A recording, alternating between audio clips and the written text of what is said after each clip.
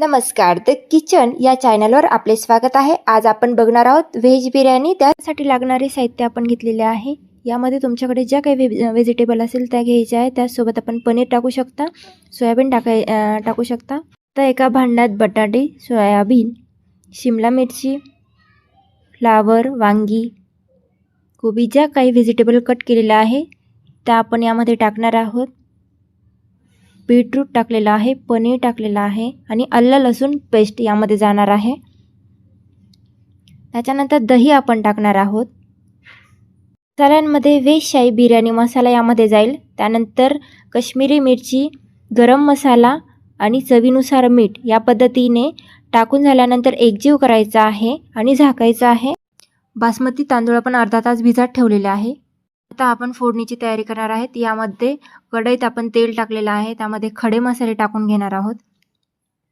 यासाठी लागणारे साहित्य आता बारीक चिरलेला कांदा घ्यायचा आहे, तो ब्राऊन कलरचा येईपर्यंत फ्राय करायचा आहे। आलं लसूण आपण त्यामध्ये टाकणार आहोत। त्याच्यानंतर बारीक चिरलेला टोमॅटो टाकणार आहोत। बारीक झाल्यानंतर त्यामध्ये शाही बिर्याणी मसाला, गरम मसाला, काश्मीरी मिरची, हळद आणि मीठ या पद्धतीने आपण टाकून एकजीव करणार आहोत।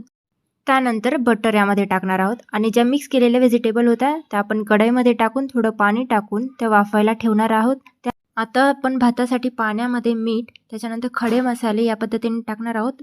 पाण्याला उकळी आल्यानंतर जो भिजवलेला तांदूळ होता तो पाण्यात टाकायचा आहे आणि 7 ते 8 मिनिट तो शिजवून घ्यायचा आहे। 70% तो शिजला पाहिजे, पूर्णपणे शिजायला नको। तो झाल्यानंतर आपण जे वाफवलेले भाज्या होत्या त्यामध्ये तो लेअरिंग प्रमाणे लावायचा आहे।